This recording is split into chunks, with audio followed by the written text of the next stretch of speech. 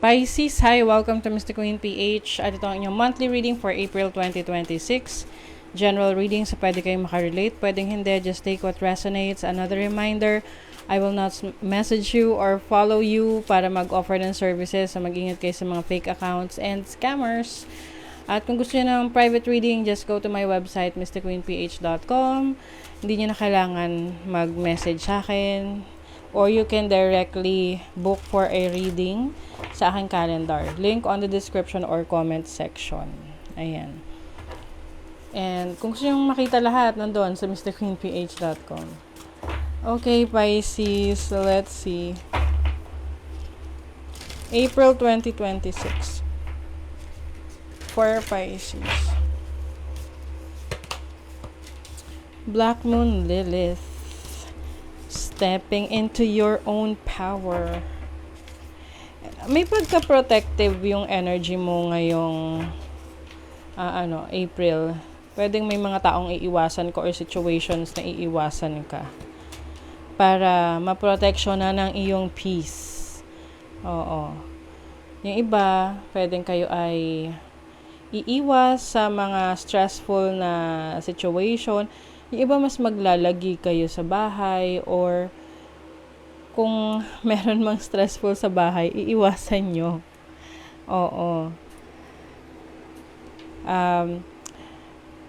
The Black Moon Lilith is also about your strength, you finding strength sa emotions mo. Hindi mo nahayaan na yung emotion mo, yan yung magpabagsak sa'yo. Kasi minsan, di ba, we get so emotional na parang lumalabas tuloy na mahina ka, ganon.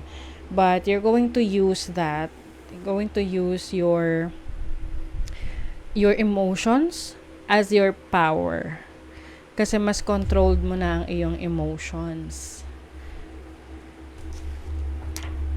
Also, may mga gawain kang ngayong April na mas mag-enjoy ka. It's like, let's say, traveling, short travels, pwedeng learning, ano man tong mga nagbibigay sa'yo ng happiness, fulfillment. What makes you happy, what brings joy sa buhay mo. So you will also experience that. Let's see what else. You have the Death card. Oh, so this is transformation and change. The King of Cups, and then the Five of Pentacles. I think may major change in terms of money, finances para sa'yo. If nag-struggle ka before sa finances, ngayong April, this is the time na mas makakabalik ka. It's like, parang makakabawi ka na. Some of you merong mga taong tutulong sa'yo or mismong ikaw yung gagawa ng paraan to make things work for you.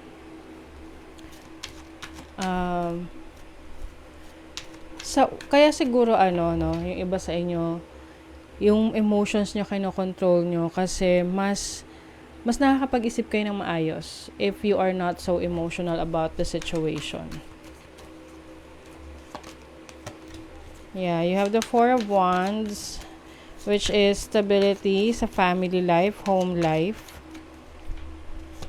There is also a celebration.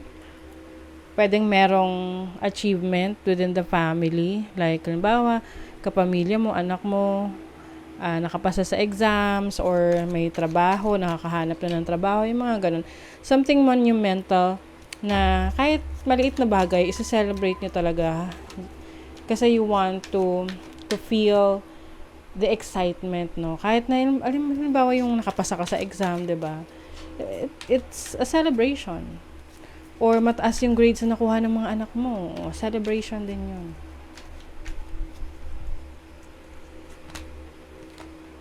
You have the Seven of Swords. Nako. Okay. Parang meron ditong disappointment about a person na merong pinangako sa'yo.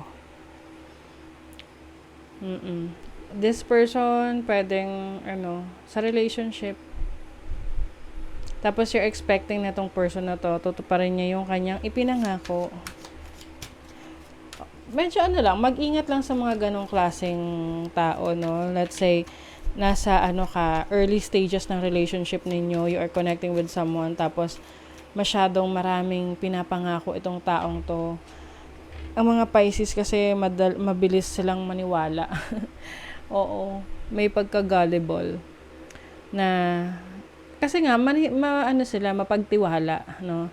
Oo. So be careful lalo na kung too good to be true, 'di ba? Hindi lang naman sa relationship 'yan, pwedeng may mga ino-offer sa iyo na let's say sa business o kaya may investment.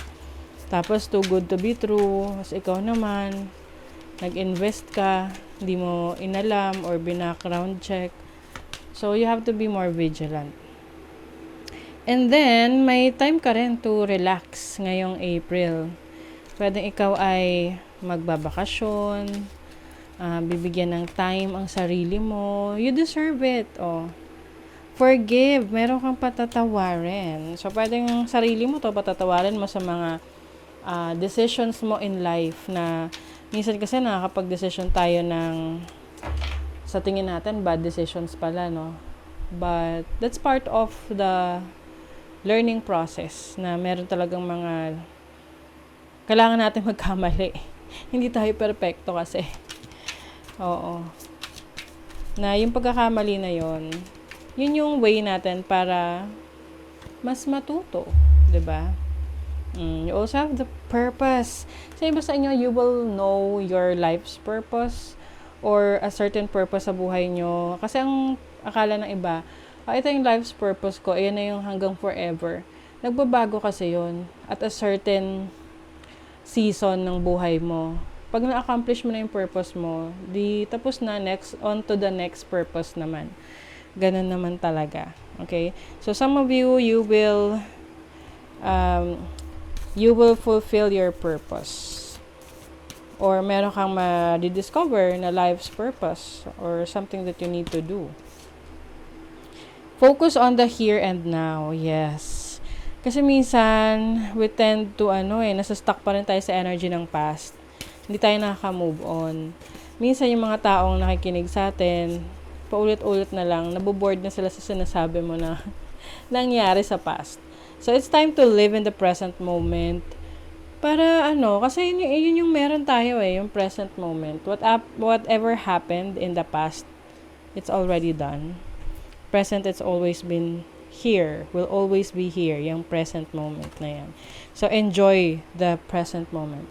You've earned all your stripes. So, be proud of your achievements. Malaki man yan o maliit. It doesn't matter. Ang importante is, yan ay nag-gain ka ng, ng wisdom, ng knowledge, ng skills sa mga experiences mo.